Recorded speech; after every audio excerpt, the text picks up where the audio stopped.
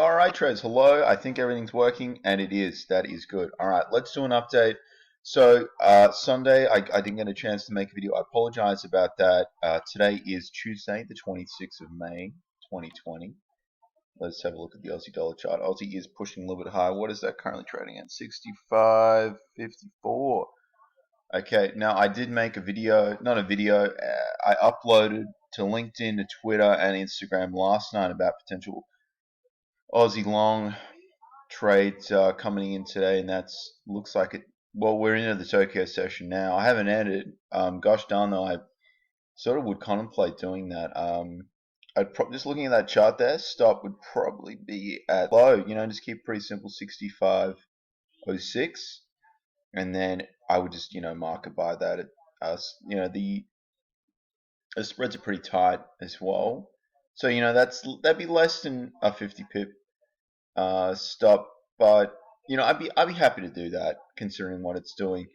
I'd probably wait for this 1 hour candle just to close. Just if we go down the 15-minute, if it's still okay, that's probably good enough to enter as is.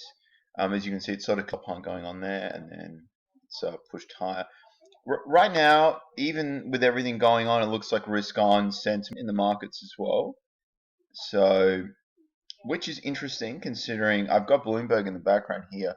This is the YouTube live stream, so it's not the actual Bloomberg TV. It's more of a bit of a they put in some of the broadcasts, but then it's not everything, unfortunately.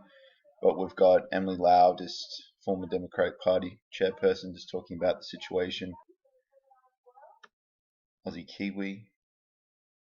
I want to have a look at a few pairs now as well. So this list. So we've had the Monday session. We have a feel for what the market's doing. Very quiet yesterday as well with the bank holiday, and there might as well maybe Memorial Day.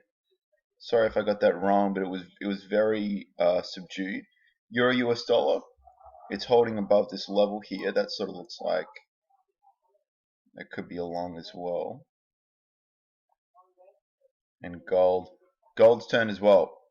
So it was a little unclear last night when I made it. It was probably around 1 a.m. Eastern Standard Time in Australia, 11 a.m. Perth time. Let's just have a look at that. Aussie dollar.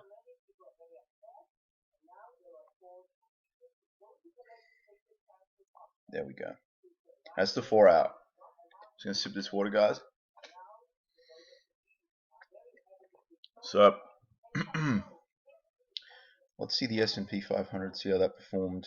Even though it was holiday period, it's still sort of held up okay, and as you can see, it's holding that high as well at 29.91. So you gotta sort of say, looking at that with risk sentiment, that it's sort of more risk on than anything else. Handling this as well. Not in my last video, but I've sort of tentatively mentioned it, and that's sort of holding up. So it's not really rolling over yet. Let's have a look at the pound. Euro does look looking long. So it looks like US dollar weakness, which would be associated with a bit of an equities rally as well. It's just there's a lot going on in the world right now, so that's something to take into consideration when you're sort of like trailing exits and things like that. And it's you want to respect the ranges that the currencies offer as well. You don't want to be getting too greedy and letting things play out. That's one of my issues. I just sort of disregard things a little bit and get a little too greedy, which is not, in the end, it does not work out well. Let me just bring up the Aussie dollar again. This right here. So we could still see it's tested 66 and failed a couple times previously as well. It's still moving pretty strong here as well. Let's bring up the hourly again.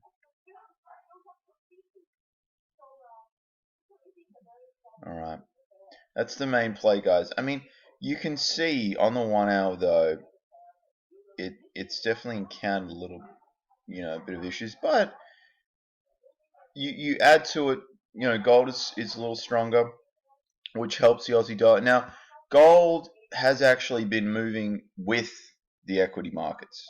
just with how things are right now, it's a little bit bizarre, but it's something to pay attention to. It doesn't necessarily mean if gold's moving high and equity market's moving high, that's sort of been just what's happening. So you just sort of go with it. But equities and gold moving higher is going to help the Aussie dollar as well. And China sort of like eased their dialogue in regards to, obviously the barley tariff has happened, but that wasn't really the end of the world. And it wasn't a surprise thing because China have raised issues with how efficiently Australia do it and how much they produce and things like that and how cheaply they can do it.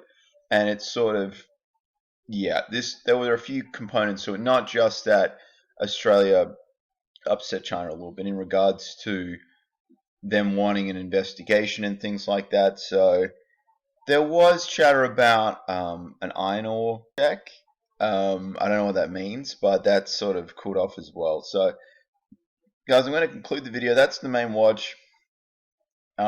Really, like when it popped up, would have been a great entry, but I was not. I was not at the charts. That was a high of 65. It's not showing me that. It's not 65.70. That sort of looks like 65. 50 odd? I'm not really sure. No, 65.49. So 65.50 would have been great. We're now, around 8 pips. So it's not the end of the world. That's okay. Alright, guys, I'm going to end the video. Aussie long is the main play. Not entered yet. We'll update. Thanks for watching, and bye for now.